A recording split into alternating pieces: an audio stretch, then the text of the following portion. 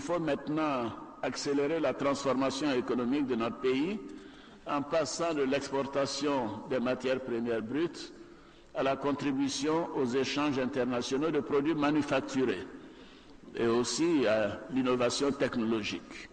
C'est ainsi que nous créerons de la valeur ajoutée et de nombreux emplois mieux rémunérés, notamment pour les jeunes.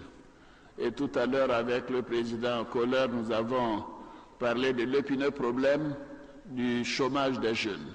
Nous en sommes conscients et c'est un défi majeur pour l'Afrique, mais également pour tous les pays du monde. Notre croissance doit être inclusive, solidaire et profiter au plus grand nombre, notamment, bien évidemment, à notre jeunesse.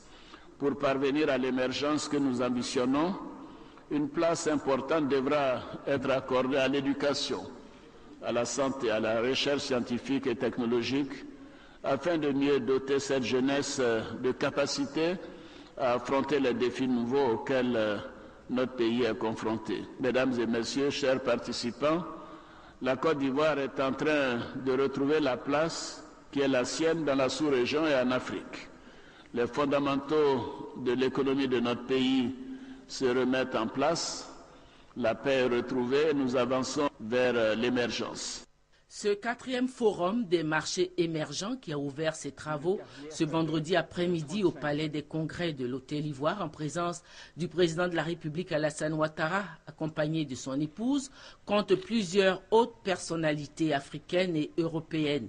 L'ancien directeur général du FMI, Michel Kamdesu, l'ancien président de la République fédérale d'Allemagne, Horst Köhler, l'ancien président de la République unie de Tanzanie, Benjamin Mkapa, l'ancien Premier ministre du Kenya, Raila Odinga, l'ancien Premier ministre du Burkina Faso, Tertius Zongo. Aux côtés de ces décideurs politiques, des universitaires, des leaders d'opinion, des hommes d'affaires, laboratoires d'idées, les participants vont confronter et partager leurs expériences pendant 2 jours sur le thème de l'émergence de l'Afrique à l'horizon 2050. La première session consacrée aux conditions indispensables pour réaliser l'émergence du continent, le panel a évoqué la nécessité de créer des emplois productifs, la nécessité pour l'Afrique de mettre fin à la spoliation de ses ressources naturelles, la nécessité d'un changement de mentalité de ses dirigeants et cadres. À plusieurs reprises, les participants ont cité en exemple le travail entrepris par le chef de l'État ivoirien, le président Alassane Ouattara, pour faire de la Côte d'Ivoire un pays émergent. C'est dire que la contribution du président de la République était très attendue à ce panel d'échange.